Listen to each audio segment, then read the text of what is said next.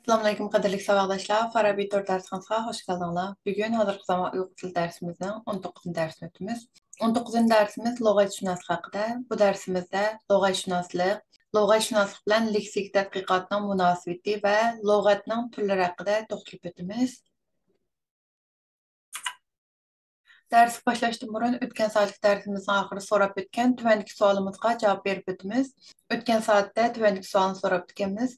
Ma'lum bir tilning so'zligining boy yoki kambag'al bo'lishi qaysi jihatlardan belgilandi deganda buning javobi ma'lum bir tilning so'zligining boy yoki kambag'al bo'lishi shu tilning so'zligidagi so'zlarning sonining ko'p bo'lish bo'lmasligi bilan birga muhimi ko'p ma'nilik so'zlar, ma'nodor so'zlar, qarshi ma'nilik so'zlar va idiomlarning ko'p bo'lish bo'lmasligi, tusmanlarning ko'p bo'lish bo'lmasligi, söz yasash usullarining ko'p ozligi va xos atalg'ularning ko'p ozligi qatorliq jihatlardan belgilandi. Endi dersimiz kelsak, lug'atshunoslik haqida to'xtalishdan burun lug'at haqida qisqacha to'xtalib o'tamiz. Undaqda lug'at degan nima deganda, lug'at deganimiz kishilarning o'rganishi va foydalanish uchun ma'lum til, ma'lum dialekt va ma'lum fan yoki bir qancha tildagi so'z iboralarni yig'ib, ratlab, ya'ni muayyan tartibda tizib chiqib, izohlab yoki tarjim qilib tuzib chiqilgan qo'llanma lug'at deyiladi. Ba'zi lug'atlarda so'zlarning ma'nolari va ularning ishlatish usullari tushuntiriladi. Ba'zi lug'atlarda bo'lsa, imlo yoki talaffuz normalari ko'rsatildi. Ba'zi lug'atlarda turli fanlar yoki ma'lum bir fandagi so'z atalg'ular yig'ilib, ularda aks etgan turli bilimlar tushuntiriladi.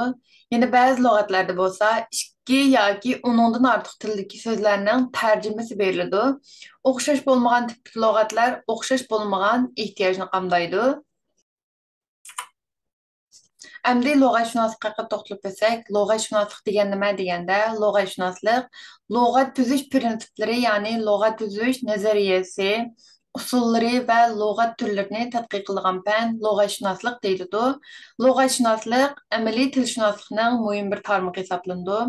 Ma'lum ehtiyojga asosan bir til yoki bir qancha tillik so'zlarni sistemali holda muayyan tartib bo'yicha tuzib chiqib, bir tilning lug'atini yoki bir qancha tilning selishtirma lug'atini tuzib chiqish xizmati lug'at tuzish deyiladi. Lug'at tuzish o'z ona tilidagi so'zlarni to'liq, to'g'ri egallash va ishiltish ehtiyoji, shundoqla boshqa millatlarning tilini o'rganish ehtiyoji tufaylidan barliq keladi. Lug'atning hajmi shu lug'atning maqsadiga asosan belgilangan barliq so'zlarni o'z ichiga oladi. Lug'atlarning maqsadi deganda shu lug'atni qaysi maqsadga asosan tuzib chiqilgan, tabiiy fanmi yoki ijtimoiy fanmi, tabiiy fanning qaysi tarmoqiga asosan tuzib chiqildi yoki ijtimoiy fanning qaysi tarmoqiga asosan tuzib chiqildi degandek shu maqsadlarga asosan lug'atlar tuzib chiqildi. Lug'atshunoslik bilan leksik tadqiqotining munosabatini ko'rib chiqsak, lug'atshunoslik bilan leksik tadqiqoti o'z taraqqiyot jarayonida bir-biriga tayinadi, bir-birini shart qiladi. Shunga ularning munosabati intayin zich bo'ladi. Undaqda lug'atshunoslik bilan leksik tadqiqotining munosabati nima deganda, birinchi leksik tadqiqoti lug'atshunoslikning taraqqiyotini ilgari suradi. İkinci, lug'atshunoslik leksik tadqiqotini ilgari suradi, ya'ni leksik tadqiqoti bilan lug'atshunoslik bir-birini shart qiladi. Uchinchi, lug'atshunoslik tilning o'lchamlik darajasini oshirdi, so'zlarning ishlatilish unumdorligini o'stirdi. Demak, lug'atshunoslik lug'at tilidagi o'lchamsizliklarni tugatadigan, atalg'u qalayimqonchiligini oxirgi hisobda yo'qotadigan, tilni qiyinlashtiradigan va o'lchamlashtiradigan qurol hisoblanadi. Undaqda lug'at qaysi turlarga bo'linadi deganda, lug'atning turlarini ko'rib chiqsak, lug'at eng avval bilim lug'ati va til lug'ati deb ikki cho'ng turga bo'linadi. Bilim lug'ati deganimizda, bilim lug'atida so'z vakillik qilgan shay'i va uqumlar izohlanib, aloqador fanniy bilimlar tushuntiriladi. Bilim lug'ati o'z ichidan ensiklopediya va kasbiy lug'at degan ikki turga bo'linadi. Undaqda ensiklopediya degan nima deganda, ensiklopediya qomus deb ataladi. Ensiklopediyalik lug'atlar odatdagi lug'atlardan farqlanadi. Uningda tildagi hamma so'zlar emas, faqat Mühim şeyi yoki uqumlar izohlanadi. Onunğa kirgizilgan so'zlar atrofliq sharhlandi. Har bir so'z uchun berilgan izoh ko'pincha bir parcha ilmiy maqol bo'ladi. Kesbiy lug'at deganda, kesbiy lug'at deganimiz fanlar bo'yicha turlarga bo'linib, aloqador bilimlarni tafsiliy bayon qiladi.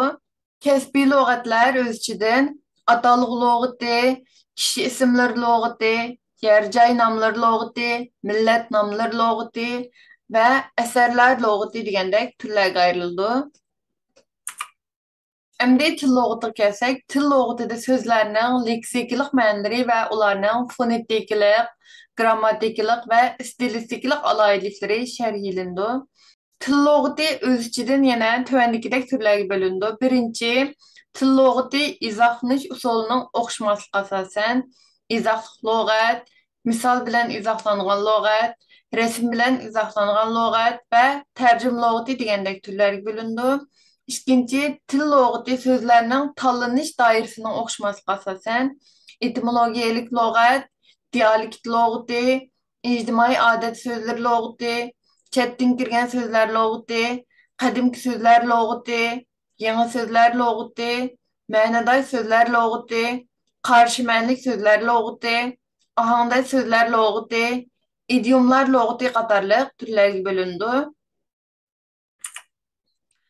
Üçüncü, til lug'ati so'zlarning aloyiligiga asosan bo'lsa, grammatik lug'ati, so'zlarning moslashish lug'ati, semantik lug'ati, stilistik lug'ati, qisqartma so'zlar lug'ati, turaqliq birikmalar lug'ati, imlo lug'ati va talaffuz lug'ati qatorliq turlarga bo'lindi. To'rtinchi, til lug'ati so'zlarning alohida mazmuniga asosan yozuvchilar lug'ati, yozma yodgorliklar lug'ati va xos so'zlar lug'ati degandek turlarga bo'lindi.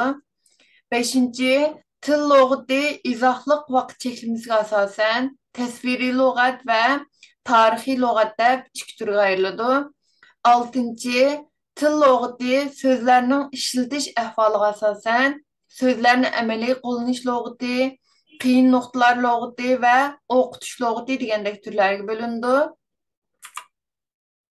Yettinchi, til lug'ati so'zlarning tizilish tartibining o'xshamasligi asosan tovush tartibi bo'yicha tuzilgan lug'at, so'zlarning oxiri bo'yicha tuzilgan lug'at degandek ikki turga ayriladi. Uyg'ur tilidagi tuzilgan lug'atlar asosan tovush tartibi bo'yicha tuzilgan lug'atlarga kirdi.